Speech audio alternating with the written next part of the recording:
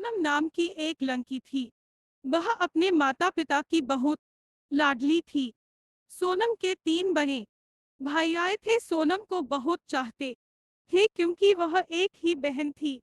सोनम कोई भी चीज मांगती तो उसी वक्त सामने हाजिर कर दिया जाता था, क्योंकि सोनम का पूरे घर में रौब था। उसके पूरे परिवार वाले उसे बहुत चाहते थे और नौकरों भी राजकुमारी की तरह मानते थे। सोनम पूरे घर में अपनी राज चलाती थी। कॉलेज में भी उसका पूरा राज था, इसलिए कि वह बड़े घर की लड़की थी। और सोनम का पूरे कॉलेज में भी नाम था। जब भी कॉलेज जाती तो वह वही गाड़ी से जाती और उसका आना जाना हर दिन नया फैशन और ठाट बाट देखकर हर कोई उससे दोस्ती करना चाहता था। थोड़े ही दिनों में उसके बहुत से दोस्त बन गए। पूरे कॉलेज में उसकी अपनी ही एक पहचान थी। उसके माता पिता उसके लिए रिश्ता देखना चालू कर दिए थे। कुछ दिन बाद उसके घर एक रिश्ता आया। वह खानदानी लोग थे और पापा की पुरानी। उसके बेटे का नाम राहुल था। सोनम को राहुल जान से भी प्यारा था। पोता पाकर ससुराल वाले तो फूले नहीं समाते थे। सोनम कभी कभी सोचती कि उसकी किस्मत कितनी अच्छी है, उसका हर अपना उसे कितना प्यार करता है।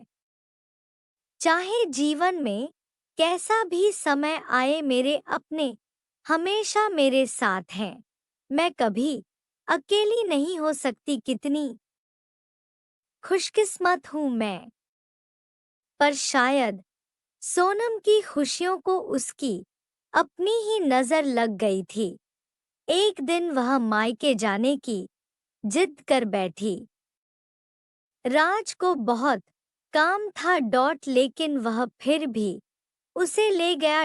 रास्ते में उनकी गाड़ी अन्य गाड़ी से टकरा गई। सोनम, राज और राहुल बहुत बुरी तरह से जख्मी हो गए।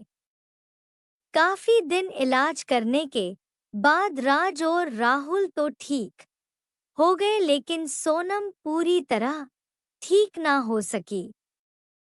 सर पर चोट लगने के कारण वह अपनी आंखों की रोशनी खो बैठी। अब सोनम की किस्मत जैसे उल्टे पांव चलने लगी थी। मायके वाले भी कुछ दिनों तक उसे मिलने आते रहे, फिर कभी कभार फोन ही करके हाल पूछ लेते कि अब कैसी हो। धीरे धीरे ये सिलसिला भी कम हो गया। ससुराल वालों की सहानुभूति भी कम होने लगी। घर में किसी को पास बैठने के लिए कहती तो जवाब में मिलता बहुत काम है अभी।